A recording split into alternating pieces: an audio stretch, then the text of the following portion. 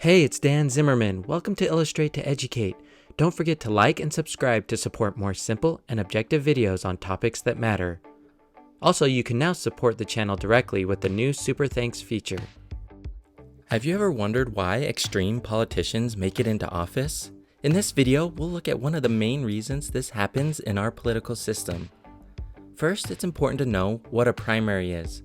Primary elections, often called primaries, are a process by which voters can indicate their preference for their party's candidate or any candidate in general for an upcoming general election, local election, or by-election.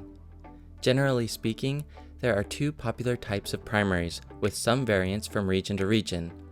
The first type is called a closed primary, where registered Democrats vote in the Democratic primary, picking who represents their party. Same applies for registered Republicans voting in the Republican primary.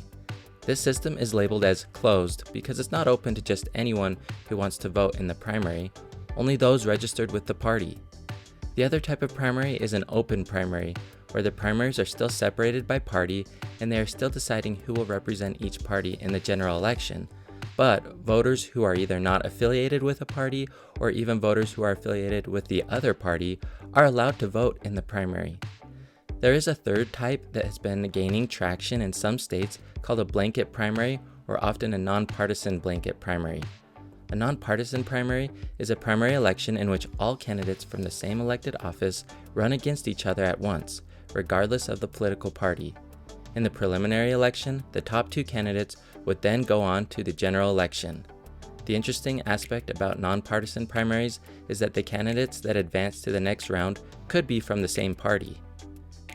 Many believe that partisan or closed primaries are the biggest reason we have such extreme politicians in Washington. Because primaries happen before the general election in November and they determine who gets on the ballot, most districts are all but guaranteed for one party or the other, so it can seem that the November election doesn't matter and only the primary election actually matters. Let's look at a simple example of this. For example, let's say there's a district that's 80% Republican. With a closed partisan primary, the general election is just a formality.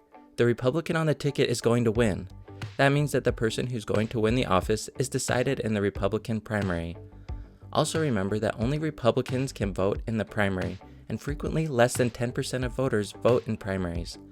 This basically means that just 10% of the Republican voters in this district are deciding who will represent everyone, completely leaving out Democrats and independents. Political experts say that it's often the politicians in these primaries who act the most extreme that win the votes of the 10%. And this is why we have such extreme right and left-wing politicians in Congress. What type of primary do you think is best? Leave a comment below.